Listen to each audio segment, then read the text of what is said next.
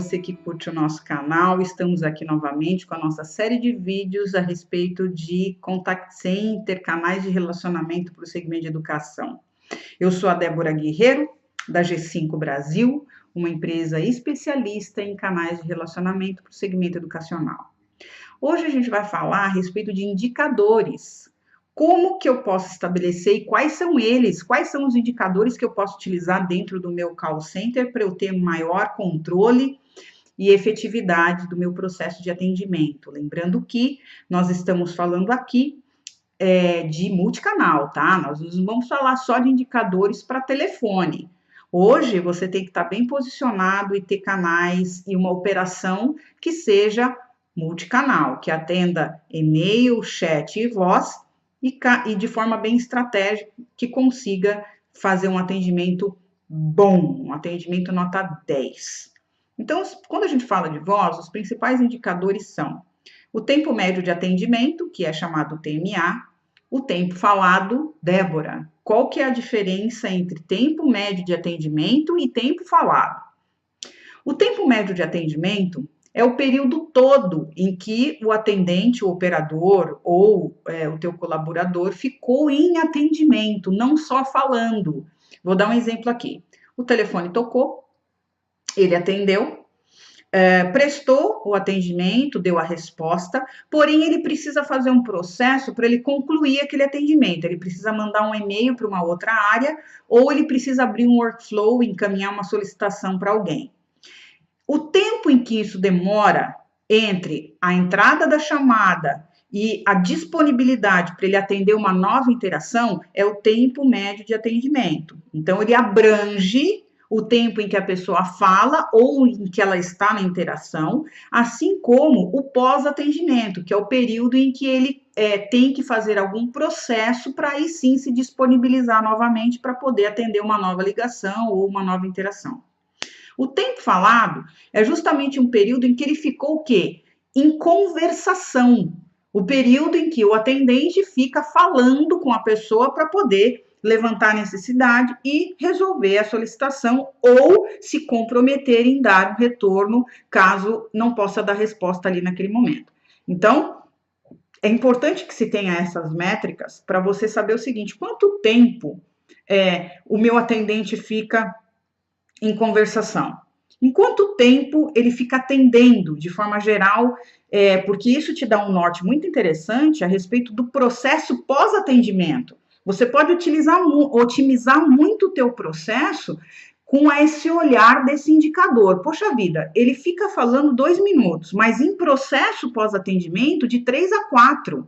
Acontece às vezes 10. Porque o operador tem que abrir 2, 3, 4, 5 telas de outros sistemas para fazer uma consulta, e aí isso acaba virando em torno de um tempo médio aí de mais de 10 minutos. Isso significa que ele vai atender menos solicitações do que ele poderia, porque o processo de execução, ele é um ofensor.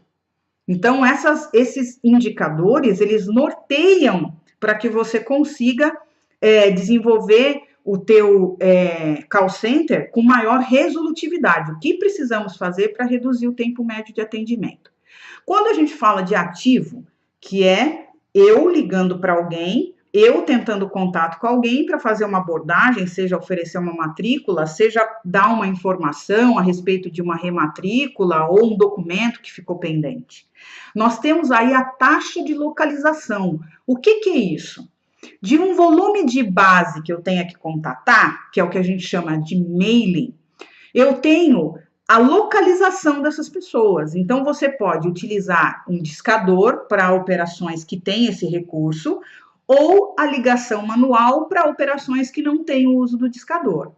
Isso significa que, se eu ligo para 40 pessoas e 30 dessas ligações dão ocupado ou não atende, isso significa que eu só localizei, das 40, eu localizei 10. Então, você chega também no outro indicador. Qual é o horário de maior efetividade? Que é o que a gente chama de best time to call.